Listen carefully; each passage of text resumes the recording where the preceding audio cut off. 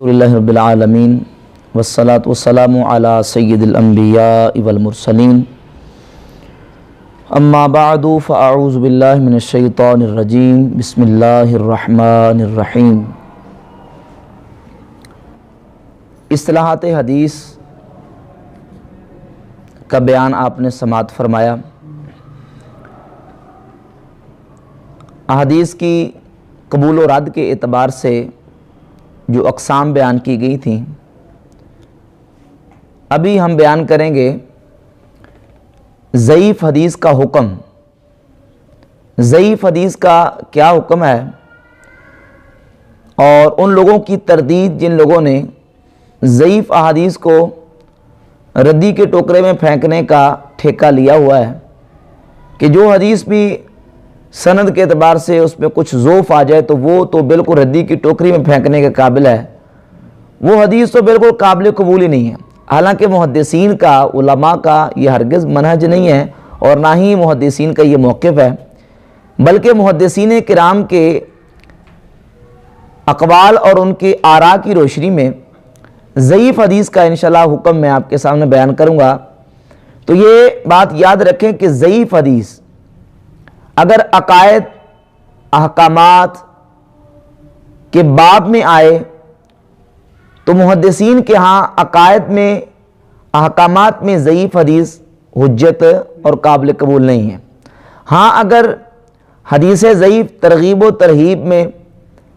مواعظ و زہد میں، رقاق کے باب میں، اخلاق و آداب میں اور احکام محل احتیاط میں آ جائے تو محدثین ضعیف حدیث کو بھی قبول کرتے ہیں اور اس سے استدلال کرتے ہیں، عمل کرنے کو مستحب سمجھتے ہیں۔ اس پر انشاءاللہ تعالی میں 10 مثالیں آپ کے سامنے پیش کروں گا کتب احادیث سے اور محدثین کے اقوال و تصریحات کی روشنی میں۔ پہلی مثال صحیح بخاری کتاب الرقاق حدیث نمبر 6541۔ امام بخاری علیہ رحمہ نے باب قائم کیا، باب یدخل الجنت 70,000 بغیر حساب، کہ امت مصطفیٰ کے 70,000 افراد وہ ہوں گے جو بغیر حساب کے جنت میں داخل ہوں گے۔ اب اس مثال کو پیش کرنے کا مقصد کیا ہے کہ محدثین ترغیب و ترہیب اور فضائل میں راویوں پر جرح کرنے کے سلسلے میں تساہل برتتے ہیں، یعنی جو شدت احکام کے باب میں آنے والی احادیث اور عقائد میں آنے والی احادیث میں کرتے ہیں، وہ شدت فضائل اعمال اور کسی کی فضیلت اور مناقب میں آنے والی روایات میں وہ شدت نہیں کرتے، بلکہ تساہل سے، نرمی سے کام لیتے ہیں۔ اس کی ایک مثال صحیح بخاری کی کتاب الرقاق کی حدیث نمبر 6541، باب یدخل الجنت 70,000 بغیر حساب، کہ نبی کریم علیہ السلام کی امت کے 70,000 افراد بغیر حساب کے جنت میں داخل ہوں گے۔ اب یہ حدیث صحیح بخاری میں موجود ہے، لیکن اس کے ایک راوی ہیں ابو محمد اسید بن زید الجمال الکوفی۔ اب جتنی کتب اسماء و رجال ہیں، آپ اسماء و رجال کی معتبر ترین کتابیں اٹھا کر دیکھ لیں، اس راوی کا تذکرہ میزان الاعتدال کی جلد نمبر 1 صفحہ نمبر 419 پر امام ذہبی نے یہ تذکرہ اسید بن زید الجمال کا لکھا صفحہ 419 پر، اور آپ اس کو ملاحظہ فرما لیں کہ امام ذہبی اس راوی کے بارے میں کیا لکھتے ہیں۔ یہ دیکھیے ذرا، صفحہ 419 ہے، اسید بن زید الجمال۔ اب اس راوی کے بارے میں محدثین کی آراء کیا ہے؟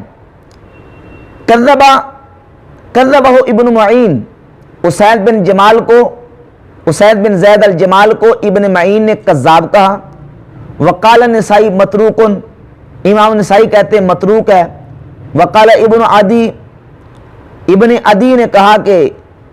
اور ابن حبان نے کہا یروی عن الثقات المناکیر ویسرق الحدیث۔ ابن عدی اور ابن حبان کہتے ہیں یہ مناکیر، ثقات سے مناکیر یعنی منکر روایتیں بیان کرتا تھا، یسرق الحدیث اور حدیث سے چوری کرتا تھا۔ اور یہ ساری تفصیل امام ذہبی نے محدثین کی پوری آراء نقل کی ہیں، کسی ایک محدث سے اسید بن زید الجمال کی توثیق ثابت نہیں، کسی ایک محدث نے بھی توثیق نہیں کی، لیکن چونکہ یہ حدیث امام بخاری صحیح بخاری میں لے کے آئے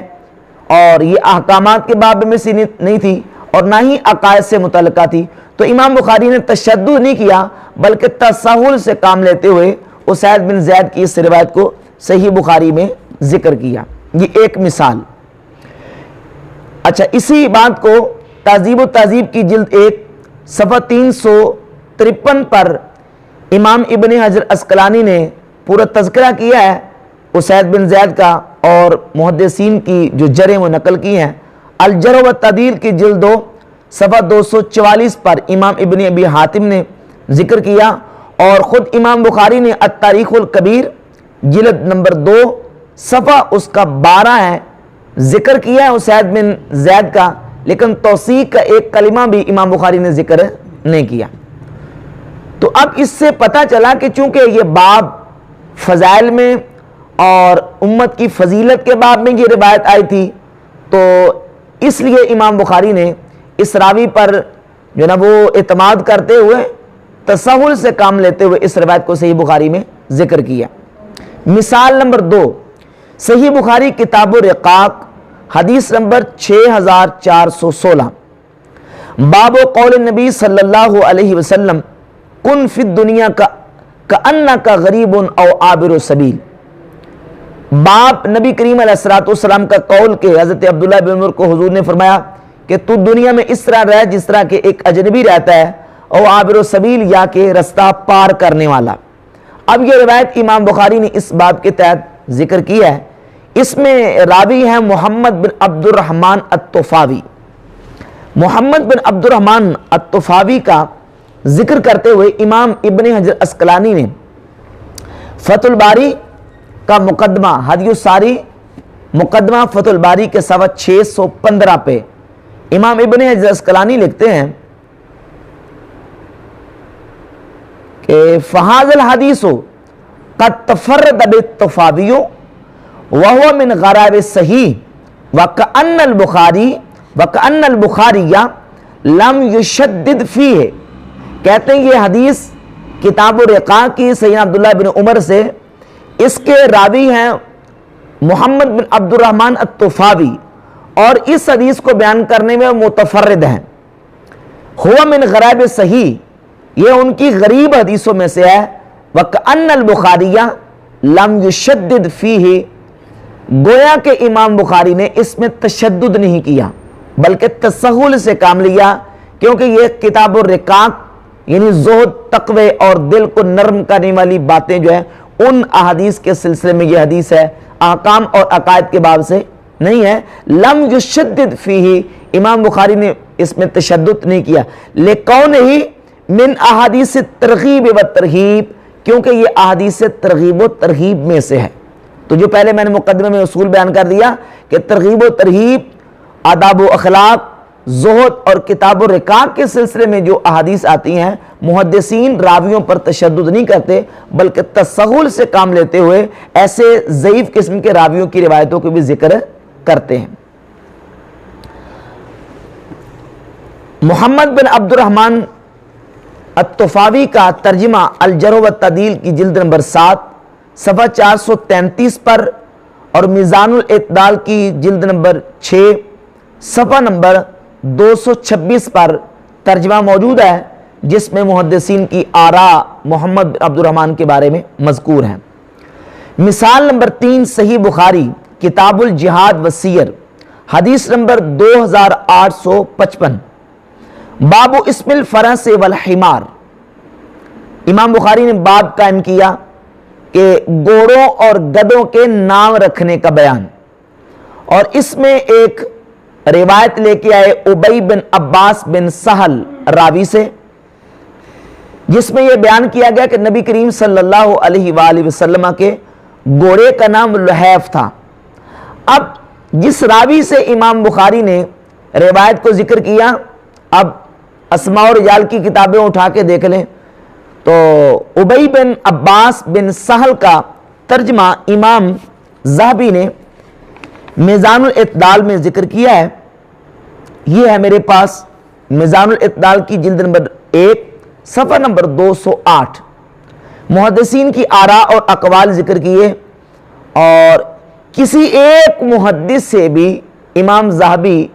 اس ابی بن عباس بن سہل کی توثیق ثابت نہیں کر سکے. کسی نے کہا کہ یہ ضعیف ہے, کسی نے کہا کہ منکر الحدیث ہے, لیس بالقوی, کسی نے کہا کہ یہ قوی نہیں ہے, کسی ایک نے بھی اس کی توثیق نہیں کی. لیکن چونکہ اس کی روایت امام بخاری جو لے کے آئے ہیں وہ نہ تو عقائد کے باب سے ہے اور نہ ہی حلال و حرام کے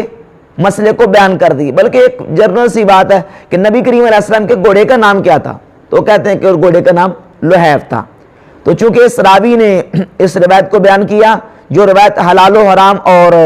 عقائد کے باب سے نہیں تھی, تو امام بخاری نے تشدد نہیں کیا بلکہ تسہل سے کام لیتے ہوئے ابی بن عباس بن سہل راوی کی روایت کو اپنی صحیح بخاری میں ذکر کر دیا. تو یہ تھا امام بخاری کا صحیح بخاری میں منہج کہ امام بخاری علیہ رحمہ صحیح بخاری میں ایسے راویوں سے بھی روایت لے آتے ہیں جو حلال و حرام اور عقائد کے باب سے نہیں ہوتی اور راوی اگرچہ کیا ہوتے ہیں, کمزور ہوتے ہیں. اور اس کے علاوہ امام بخاری علیہ رحمہ کا جو عملاً صحیح بخاری کے علاوہ اپنی کتاب الادب المفرد میں عملاً جو آپ کا طریقہ ہے کہ الادب المفرد یہ آداب کے باب میں ہے کتاب, آپ نے اس میں وہ احادیث ذکر کی ہیں جو آداب کے, اخلاق کے, زہد و تقوی, ترغیب و ترہیب کے حوالے سے احادیث ہیں, تو وہ الادب المفرد میں امام بخاری نے ذکر کی ہیں. اور الادب المفرد میں جب روایت لے کے آئے تو ساری کی ساری صحیح احادیث لے کر نہیں آئے بلکہ اس میں سے بہت حد تک وہ روایت ہیں جو سند صحیح سے ثابت نہیں ہے بلکہ ان کی ضعیف سندیں ہیں. چونکہ یہ ضعیف سندوں والی احادیث حلال و حرام اور عقائد کے باب سے نہیں تھی, اس لیے امام بخاری نے ان کو ذکر کیا. اور ایسے ہی اسی موضوع سے متعلقہ جو کتابیں ہیں, امام عبداللہ بن مبارک رحمۃ اللہ علیہ کی کتاب الزہد ہے, امام احمد بن حنبل کی کتاب الزہد ہے, امام منذری کی الترغیب و ترہیب من الحدیث شریف ہے. جتنی اس موضوع سے متعلقہ حدیث ہے آپ ان احادیث کو اٹھا کر دیکھیں. محدثین ایسی احادیث کو ان کتابوں میں لے کے آتے ہیں اور ذکر کرتے ہیں کہ جو سند کے اعتبار سے ضعیف ہوتی ہیں لیکن چونکہ ترغیب و ترہیب مواعظ اور آداب کے باب میں ہوتی ہیں تو ان پر عمل کرنے کو وہ مستحب قرار دے کے ان کو ذکر کرتے ہیں. مثال نمبر 5 صحیح مسلم شریف اٹھا کے دیکھیں. صحیح مسلم میں بھی امام مسلم علیہ رحمہ نے اپنی صحیح میں بہت ساری ایسی احادیث ذکر کی ہیں جو سند کے اعتبار سے ضعیف ہیں. امام نووی نے مسلم کے مقدمہ کے صفحہ نمبر 16 پر اس بات کو بیان کیا اور معترضین کے اعتراض کا جواب دیا. اعتراض کرنے والوں نے اعتراض کیا کہ امام مسلم نے یہ التزام کیا تھا کہ میں اپنی صحیح مسلم میں وہ حدیث لے کے آؤں گا جو کہ صحیح ہوں گی, لیکن بہت ساری ضعیف احادیث بھی لے کے آئے. تو امام نووی رحمۃ اللہ علیہ اس اعتراض کا جواب دیتے ہوئے لکھتے ہیں ان یکون ذالک واقعا فی المتابعات والشواہد لا فی الاصول. کہتے ہیں ممکن ہے کہ یہ امام مسلم جو ضعیف احادیث لے کے آئے ہیں وہ اصولاً نہ ہو بلکہ متابعات اور شواہد میں ضعیف احادیث لے کے آئے ہوں. وذالک بأن یذکر الحدیث اولا باسناد نظیف رجالہ ثقات ویجعلہ اصلا ثم اتبعہ باسناد آخر او اسانید فیہا بعض الضعفاء علی وجہ تاکید بالمتابعت او لزیادت فیہ تنبیہ علی فائدہ. فرماتے ہیں ممکن ہے کہ امام مسلم رحمۃ اللہ علیہ پہلے ایک صحیح سند سے حدیث لے کے آئیں اور پھر اس کے متابع اور شواہد میں ضعیف سندوں کے ساتھ حدیث لے کے آتے ہیں. تو اس طرح جو ہے نا وہ اس پر امام مسلم رحمۃ اللہ پر کوئی اعتراض واقع نہیں ہوتا. تو امام نووی رحمۃ اللہ اس بات کو مانے ہیں بلکہ محدثین اور علماء اس بات کو تسلیم کرتے ہیں کہ امام مسلم رحمۃ اللہ صحیح مسلم میں متابع اور شواہد کے طور پر ضعیف احادیث بھی لے کے آئے ہیں, ضعیف سندیں بھی لے کے آئے ہیں. تو اس سے ان لوگوں کا بالکل رد ہوتا ہے جو کہتے ہیں کہ بالکل جی ضعیف سند تو قابل قبول ہی نہیں ہے اور ضعیف حدیث تو ردی کی ٹوکری کے میں پھینکنے کے قابل ہے. تو اگر ضعیف حدیث کسی کام کی نہیں ہے تو امام مسلم رحمۃ اللہ کو کیا ضرورت پڑی تھی کہ وہ متابع اور شواہد میں ضعیف حدیث لے کے آتے. تو امام مسلم رحمۃ اللہ کے موقع سے یہ ثابت ہوتا ہے کہ وہ ضعیف حدیث کو بالکل اگنور نہیں کرتے بلکہ ضعیف حدیث سے کام لیتے ہیں، اور یہی اہل سنت کا محدثین کا موقف ہے۔ مثال نمبر 6، جامع ترمذی کتاب الصلاۃ حدیث نمبر 199، باب ما جاء ان من اذن فهو یقیم۔ امام ترمذی رحمۃ اللہ علیہ نے باب لکھا کہ باب اس بیان میں کہ جس نے اذان دی وہی اقامت کہے، جس نے اذان دی بہتر یہ ہے، مستحب یہ ہے کہ وہی اقامت کہے، اسی کا حق ہے کہ وہ اقامت کہے۔ امام ترمذی رحمۃ اللہ علیہ اس حدیث کو، اس باب کو قائم کر کے اس حدیث کو نیچے ذکر کیا۔ اس میں ایک راوی عبد الرحمن بن زیاد بن انعم الافریقی، یہ راوی ضعیف ہے، محدثین نے اس پر شدید جرح کی ہے، لیکن اس حدیث کو بیان کرنے کے بعد امام ترمذی رحمۃ اللہ علیہ لکھتے ہیں والعمل علی ھذا عند اکثر اہل العلم ان من اذن فهو یقیم۔ فرماتے ہیں اس بات پر اکثر اہل علم کا عمل ہے، اور وہ کیا کہتے ہیں کہ جو اذان دے وہی اقامت کہے، جو اذان دے وہی اقامت کہے۔ حالانکہ اس حدیث میں ایک راوی افریقی ضعیف راوی ہے، ضعیف ہونے کے باوجود بھی محدثین کہتے ہیں نہیں، اسی حدیث پر عمل ہوگا اور جو اذان دے گا اسی کا حق ہے کہ وہ اقامت کہے۔ لہذا امام ترمذی رحمۃ اللہ علیہ کا موقع بھی بالکل واضح ہو گیا کہ وہ حدیث ضعیف کو ردی کی ٹوکری میں نہیں پھینکتے، بلکہ کہتے ہیں کہ اگر اس پر اہل علم متفق ہے تو اس پر عمل کیا جائے گا اور اس کو چھوڑا نہیں جائے گا۔ مثال نمبر 7، سنن ابی داؤد کتاب الصلاۃ حدیث نمبر 699 اور 690،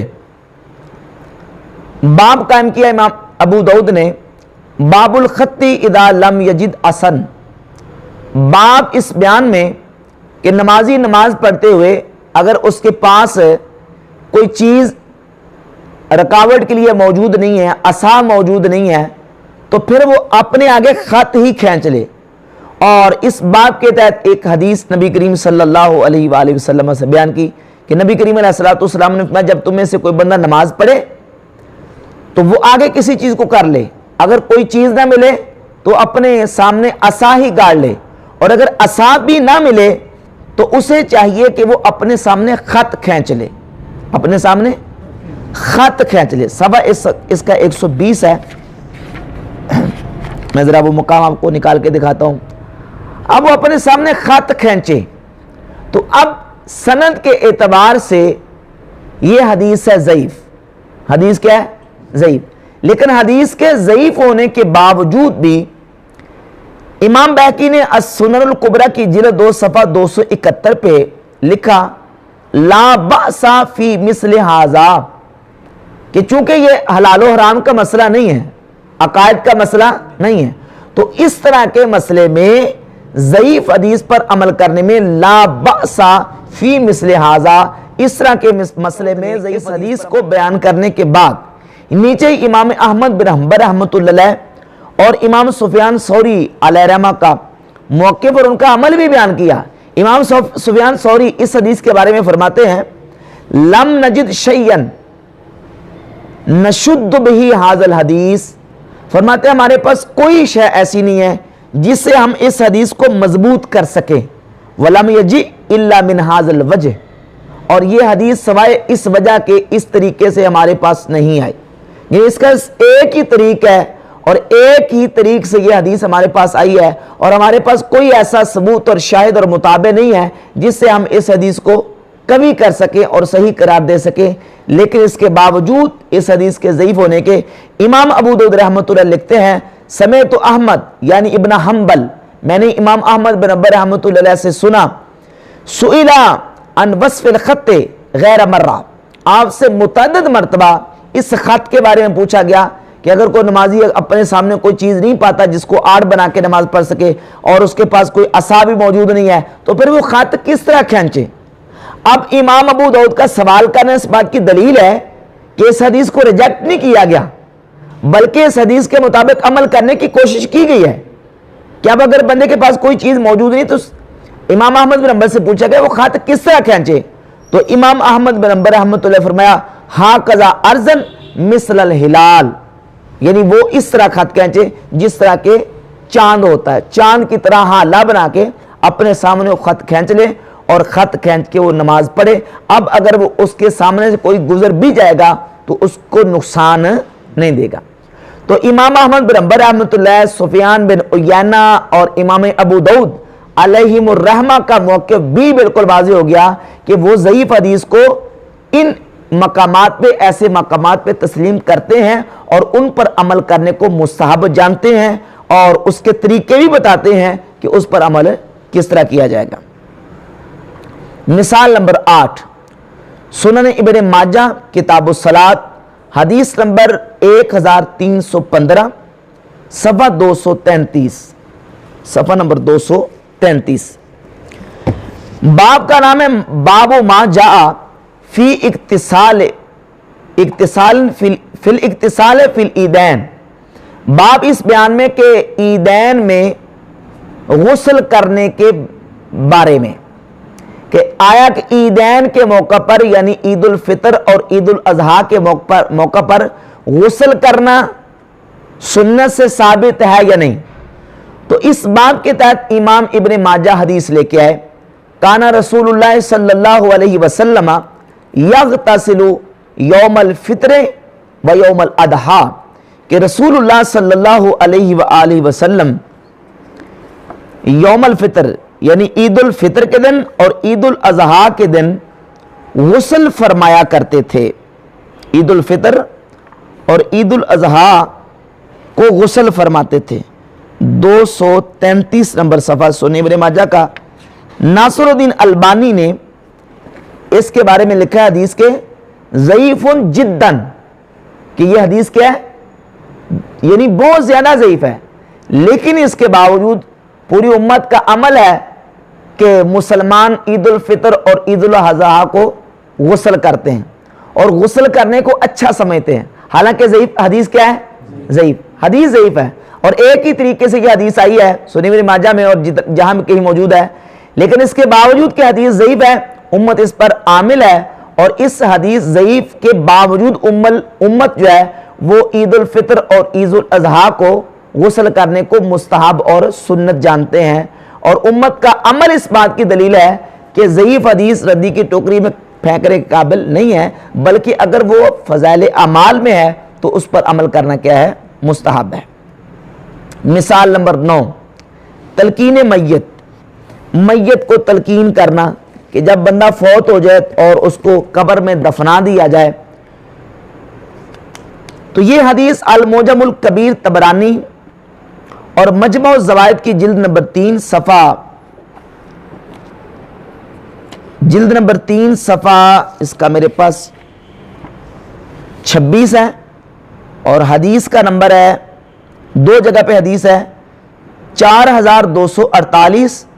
اور 3918، دونوں مقامات پہ حدیث موجود ہے۔ سیدنا ابو امامہ رضی اللہ تعالیٰ عنہ سے ہے کہ جب میت کو قبر میں لٹا دیا جائے، اسے نکیرن آ کے سوالات کرتے ہیں تو اس کو ثابت قدم رکھنے کے لیے تلقین کی جاتی ہے، اور اس کو بتایا جاتا ہے کہ تیرے پاس 2 اللہ کے فرشتے ہیں، تجھے پوچھیں گے تیرا رب کون ہے، تیرا دین کیا ہے، اور تیرا نبی علیہ السلام کے بارے میں سوال کریں گے، تو تو نے یہ جواب دینے ہیں۔ تو اس کی پوری تفصیلاً طویل حدیث ہے۔ تلقین کے بارے میں احادیث موجود ہیں، لیکن تلقین کی احادیث سند کے اعتبار سے ضعیف ہیں، سند کے اعتبار سے ضعیف ہیں، سند ان کی ضعیف ہے، لیکن ابن قیم اپنی کتاب الروح کے صفحہ نمبر 29 پر لکھتے ہیں فہذا الحدیث وَإِن لَمْ يَثْبُتْ، یہ حدیث اگرچہ ثابت نہیں ہے یعنی سند صحیح کے ساتھ، فَإِتِّصَالُ الْعَمَلِ بِهِ فِي سَائِرِ الْأَمْصَارِ وَالْآثَارِ من غیر انکار کافٍ فی العمل بِهِ، کہتا ہے تمام ملکوں میں، تمام زمانوں میں اس حدیث پر عمل ہوتا رہا، اور امت کا بغیر انکار کے اس پر عمل کرنا کافٍ فی العمل بِهِ، इस पर अमल करने में इतना ही काफ़ी है कि उम्मत बस इस पर अमल करती आई है। और इससे होगा भी ये कि मैयत को एक उसको फ़ायदा होगा और मैयत सवालों के जवाब देने में उसके लिए आसानी होगी, तो इसके अमल करने में कोई हर्ज नहीं है, बल्कि अमल करना क्या है, मुस्तहब है। लिहाजा तलकीन मैयत की हदीस के ज़ईफ़ होने के बावजूद उम्मत इस पर आमिल रही है और गैर मुक़ल्लिदीन के बड़े मोतबर ये मुक़्तदा है। इब्न क़य्यिम किताब रूह के सफ़ा 29 पर लिख गए कि तलकीन मैयत की हदीस पर अमल करना उम्मत का मामूल रहा है और करने में कोई हर्ज नहीं है। मिसाल नंबर 10, गर्दन का मसा। हम वुज़ू में गर्दन का मसा करते हैं। मुस्नद इमाम अहमद बिन हंबल में और दीगर कुतुब अहादीस में गर्दन के मसे के हवाले से अहादीस मौजूद हैं कि नबी करीम सल्लल्लाहु अलैहि वसल्लम ने गर्दन का वुज़ू के दौरान मसा किया, लेकिन सनदें उनकी क्या है, ज़ईफ़ है। लेकिन सनदों के ज़ईफ़ होने के बावजूद इमाम मुल्ला अली कारी रहमतुल्लाह ताला अलैह अल मौदूआतुल कुबरा के सफ़ा 209 पे लिखते हैं कि वद्दईफ़ु युमलु बिही फ़ी फ़ज़ाइलिल आमाल इत्तिफ़ाक़न, कि ज़ईफ़ हदीस पर फ़ज़ाइल आमाल में अमल करने पर इत्तिफ़ाक़ है। वलिदा काला आइमातुना, इसलिए हमारे आइमा ने फरमाया इन्न मसहर रक़बते मुस्तहब्बुन औ सुन्नतुन, कि गर्दन का मसा करना मुस्तहब है या सुन्नत है। हदीसें ज़ईफ़ है लेकिन अमल करने को उलमा क्या लिख रहे हैं, मुस्तहब है या सुन्नत है। तो ये 10 मिसालें मैंने कुतुब अहादीस से पेश की कि उलमा मुहद्दिसीन फ़ज़ाइल आमाल में, तरग़ीब व तरहीब में, ज़ुहद व मवाइज़ में, अखलाक व आदाब में आने वाली अहादीस के रावियों पर तशद्दुद नहीं करते, बल्कि तसहुल और नरमी से काम लेते हैं, क्योंकि उनका ताल्लुक अकायद और हलाल व हराम से नहीं होता। अब आइमा और उलमा की तसरीहात इंशाअल्लाह मैं आपके सामने पेश करूँगा कि उलमा इस बात में उनका मौक़िफ़ क्या है। इमाम याहया बिन मईन रहमहुल्लाह का मौक़िफ़, ये मेरे हाथ में किताब तहज़ीब तहज़ीब है, इमाम इब्न अस्क़लानी की जिल्द नंबर 1 सफ़ा नंबर 219 पर इमाम याहया बिन मईन एक रावी इदरीस बिन सिनान अल यमानी के बारे में फरमाते हैं युक्तबु मिन हदीसिहि रिक़ाक़, रिक़ाक़ के बाब में इदरीस बिन सिनान की हदीसें लिखी जाएंगी। अब लिखी क्यों जाएंगी? रिक़ाक़ किसको कहते हैं? जिसमें दिल को नर्म करने वाली बातें हों, ज़ुहद व तक़वा और वरा परहेज़गारी के जिसमें बयान किया जाए। तो ऐसे बाब में अगर इदरीस बिन सिनान की हदीस आए तो इमाम याहया बिन मईन बहुत बड़े इमाम, अस्मा और रिजाल के इमाम अजीम नक्काद फरमाते कि हदीसें लिखी जाएंगी। और इमाम इब्ने अदी फरमाते हैं अर्जु अन्नहु मिन अद्दुआफा अल्लज़ीना युक्तबु हदीसुहुम, कि मैं समझता हूँ कि ये बंदा ज़ईफ़ है इदरीस बिन सिनान, लेकिन युक्तबु हदीसुहुम, इसकी हदीसों को लिखा जाएगा। इमाम इब्न अदी का और इमाम याहया बिन मईन का मौक़िफ़ गुजरा। इसी तरह अल जर्ह व तादील की जिल्द 1 सफ़ा 56 पर इमाम इब्न अबी हातिम राविया ने अहादीस की कैटेगरियाँ और उनकी जो अक़साम और तबक़ात है उनका बयान करते हुए फरमाते हैं मिनहुम अस्सुदूकुल वरा अल मुग़फ़्फ़ल अल गालिब अलैहिल वहम वल ख़ता वल गलत वस्साब, के रावियों की एक किस्म सुदूक है। एक किस्म को क्या कहते हैं? सुदूक, यानी सच्चे होते हैं और मुत्तकी परहेज़गार होते हैं, लेकिन उन पर वहम, ख़ता और गलत का और साहब का गलबा होता है, कि उनको वहम बहुत ज़्यादा होता है और अहादीस को बयान करने में ख़ता कर जाते हैं और बाज़ औक़ात हदीसों को गलत मर्द कर देते हैं और भूल भी जाते हैं। हदीसें होते सच्चे हैं और नेक मुत्तकी परहेज़गार होते हैं। तो रावियों की ऐसी जो किस्म है और इस किस्म के रावियों की हदीस ज़ईफ़ होती हैं, दर्जा सेहत को नहीं पहुँचती, लेकिन इसके बावजूद फरमाते हैं फ़हादा युक्तबु मिन हदीसिहि तरग़ीब व तरहीब व ज़ुहद वल आदाब, कहते हैं कि इस तरह के रावियों की हदीसें अगर तरग़ीब व तरहीब में, ज़ुहद में, आदाब में आ जाएं तो लिखी जाएंगी। वला युहतजु बिहदीसिही फिल हलाल वल हराम, हाँ हलाल व हराम के बाब में इनकी हदीस से एहतजाज नहीं किया जाएगा और दलील नहीं पकड़ी जाएगी। तो इमाम इब्न अबी हातिम रहमतुल्लाह ताला अलैह का मौक़िफ़ भी बिल्कुल वाज़ी हो गया। मुस्तदरक हाकिम की जिल्द नंबर 2 सफ़ा नंबर 50 पर इमाम अहमद बिन हंबल रहमतुल्लाह अलैह के उस्ताद इमाम अब्दुर्रहमान बिन महदी रहमहुल्लाह का मौक़िफ़ इमाम हाकिम ने जिक्र किया है। रिवायत नंबर 1837 के तहत इमाम अब्दुर्रहमान बिन महदी फरमाते हैं, इज़ा रवैना अन नबी सल्लल्लाहु अलैहि वसल्लम फिल हलाल वल हराम वल अहकाम, फरमाते जब हम नबी करीम अलैहि सलाम से हलाल व हराम और अहकाम के बारे में हदीसें रिवायत करते हैं, शद्ददना फिल असानीद, तो हम उसकी सनदों में तशद्दुद करते हैं, सख्ती करते हैं और पूरी कड़ी नजर रखते हैं, जांच पड़ताल करते हैं। वन तकदन रिजाल, और उन हदीसों की सनदों के रावियों पर पूरा नकद करते हैं, जरा करते हैं। व इज़ा रबैना फी फ़दाइल अमाल व सवाबे वल इक़ाबे वल मुबाहात व दावात, और जब हम ऐसे रावियों से फ़ज़ाइल अमाल में और सवाब की बातों में, इक़ाब यानी सजा की बातों में, और मुबाहात और दुआएं जो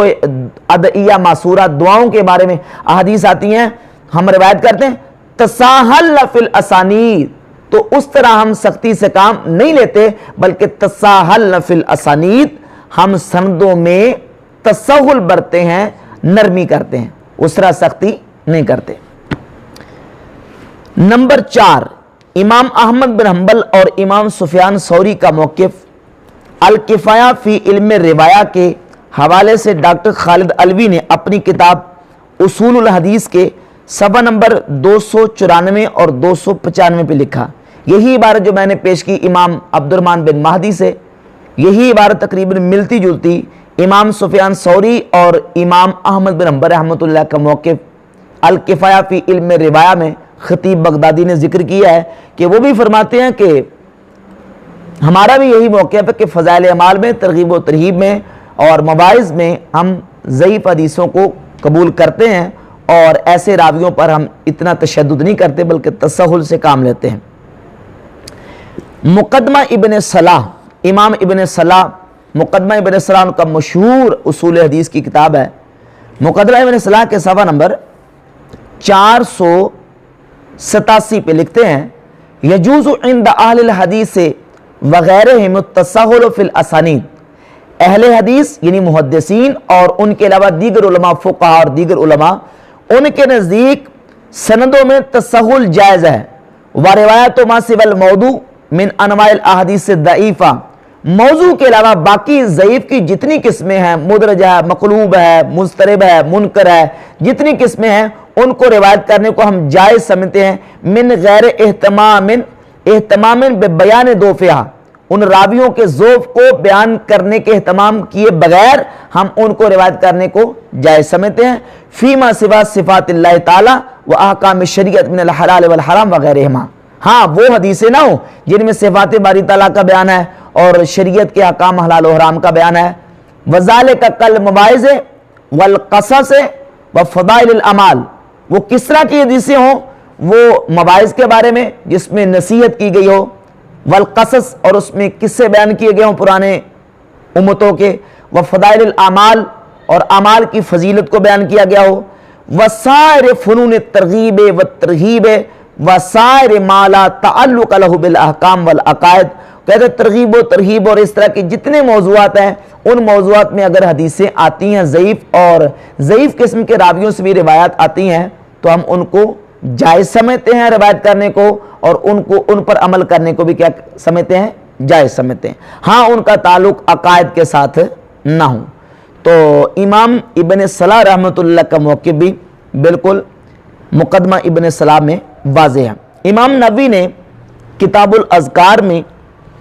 अपना मौक़िफ़ बयान किए, किताबुल अज़कार के सफ़ा नंबर 16 पे फरमाते यजूज़ु व यस्तहिबुल अमलु फ़िल फ़दाइल व तरग़ीब व तरहीब बिल हदीस दईफ़ मा लम यकुन मौदूअन व अम्मल अहकामु कल हलाल वल हराम वल बै व निकाह व तलाक़ फ़ला युमलु इल्ला बिल हदीस सहीह अविल हसन। फरमाते हैं उलमा, मुहद्दिसीन, फ़ुक़हा और उनके अलावा वो समझते हैं जायज़ है और मुस्तहब है अमल करना फ़ज़ाइल अमाल में, तरग़ीब में, तरहीब में ज़ईफ़ हदीस पर मा लम यकुन मौदूअन, जबकि वो मौजू ना हो, मौजू ना हो, हदीस मन गढ़त ना हो। मौजू के अलावा ज़ईफ़ की जितनी बाकी अक़साम हैं ان اقسام پر عمل کرنا فضائل اعمال میں جائز ہے۔ ہاں وَأَمَّا الْأَحْكَامُ، باقی رہے احکام جیسے کل حلال والحرام والبیع والنکاح والطلاق، جس طرح حلال و حرام، خرید و فروخت، نکاح، طلاق، یہ احکامات ہیں۔ یہ کیا ہے؟ احکامات۔ ان احکام میں ضعیف حدیث پر عمل کرنا جائز نہیں ہے۔ فَلَا يُعْمَلُ فِيهَا إِلَّا بِالْحَدِيثِ الصَّحِيحِ أَوِ الْحَسَنِ، ہاں اس بات میں حدیث صحیح پر عمل کیا جائے گا یا حدیث حسن پر ہے۔ إِلَّا أَن يَكُونَ فِي احتیاط، ہاں اگر وہ ضعیف حدیث محل احتیاط میں ہو،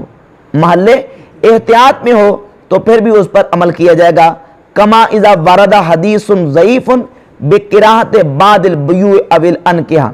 یعنی جس طرح بعض حدیثیں آئی ہیں، بعض احادیث ایسی آئی ہیں جن احادیث میں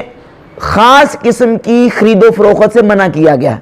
لیکن چونکہ وہ احادیث سند کے اعتبار سے ضعیف ہیں، ان پر عمل کرنا واجب نہیں ہے، لیکن احتیاط یہ ہے کہ ان احادیث کی وجہ سے اس طرح کی جو ممنوع بیوع ہیں، خرید و فروخت کی قسمیں ہیں، ان سے بچا جائے، احتیاط کی جائے۔ یہ دیکھیں نا مسئلہ احکام کا ہے اور احادیث ضعیف ہیں، لیکن محدثین کہتے ہیں کہ احتیاط کرنے میں کیا حرج ہے؟ احتیاط کرنے میں کیا حرج ہے؟ ضعیف حدیث بھی اگر اس طرح کی احتیاط کے موقع پہ احکام کے باب میں آ جاتی ہیں تو ان پر عمل کرنے میں کوئی حرج نہیں ہے، بلکہ ان پر عمل کرنا مستحب ہے، اور اس طرح کی ممنوع بیوع سے بچنا مستحب ہے، بچا جائے۔ امام نووی رحمۃ اللہ کا موقف ان کی کتاب الاذکار کے صفحہ 16 پر، اور التقریب والتحسیر لأحادیث البشیر النذیر صفحہ نمبر 203 پر انہوں نے تقریباً اس سے ملتی جلتی بات اپنی اس کتاب میں کی ہے۔ امام ابن جماعہ کی کتاب المنہل الربیع فی مختصر علوم الحدیث النبوی، اس کتاب کے صفحہ نمبر 207 پر امام ابن جماعہ بہت بڑے عظیم محدث ہیں، المتوفہ 773 ہجری، انہوں نے بھی تقریباً اسی طرح عبارت اپنی کتاب میں لکھی ہے۔ مقدمہ ابن صلاح کی عبارت بھی گزر چکی۔ الباحث الحسیس کے صفحہ نمبر 45 پر حافظ ابن حجر اسقلانی نے بھی اس بات کو بیان کیا، اور امام سخاوی رحمۃ اللہ نے القول البدیع کے صفحہ نمبر 411 پر اس کا تذکرہ کیا۔ فتح القدیر جلد نمبر 1 صفحہ نمبر 358 پر رسول کے ساتھ اتفاق کیا ہے۔ تو جمہور محدثین کا ضعیف احادیث کے بارے میں یہی فیصلہ ہے کہ ضعیف احادیث اگر فضائل اعمال میں، ترغیب و ترہیب میں، زہد و رقاق اور مواعظ، آداب و اخلاق میں آئیں، قابل قبول ہیں اور ان پر عمل کرنا مستحب اور جائز ہے۔ ہاں حلال و حرام اور عقائد کے باب میں حدیث صحیح ہی معتبر ہوگی، ضعیف حدیث قابل قبول نہیں ہوگی۔ اللہ تعالیٰ